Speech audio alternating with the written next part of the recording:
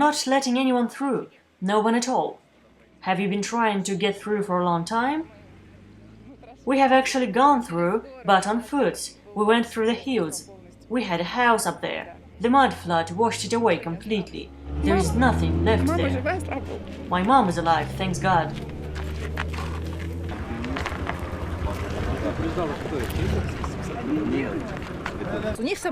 They are catching their flight, but it's because their tour at camp was over on July 18, not because of the mud flood. There was no panic. The time was just a coincidence. We all were really scared. When did it happen? I can't tell exactly. Well, what were you doing when it happened? Just hanging around. Where are you heading to? Where do you live? In Atarau. How many kids are here? 105. 105 kids are heading to Atarau.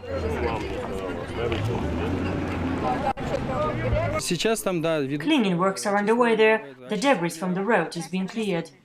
There is a loading tractor, a front-end fork loader, and 2 excavators there. Those vehicles are working on this side, while there are more up the river.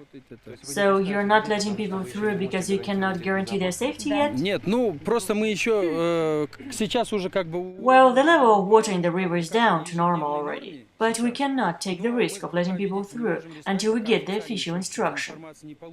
No one was killed or injured in the mud flood. This is a confirmed information. Thanks God no one was killed. We got a visual on the area. We made a flyover and surveyed the scene. There is a former summer camp, Dzержинets, below the dam.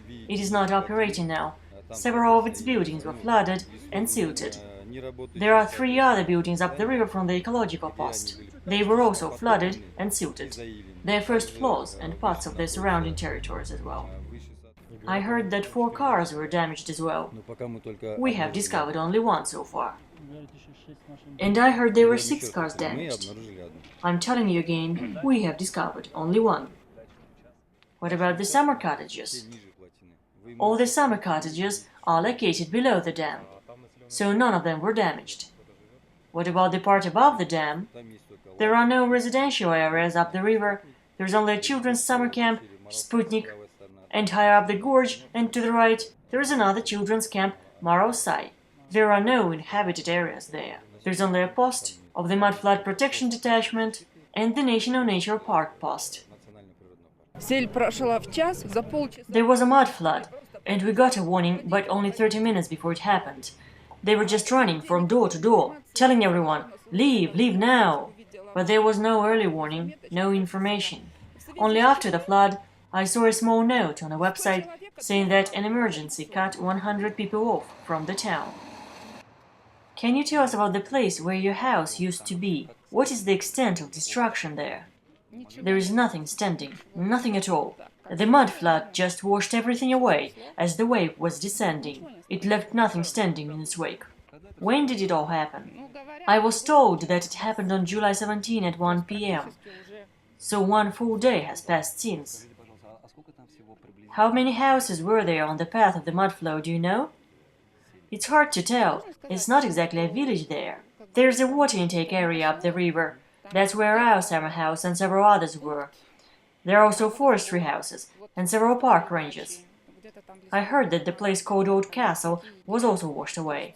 It was a hotel constructed in place of an old seismological station, but we didn't walk that far today, so I don't know if it's still standing.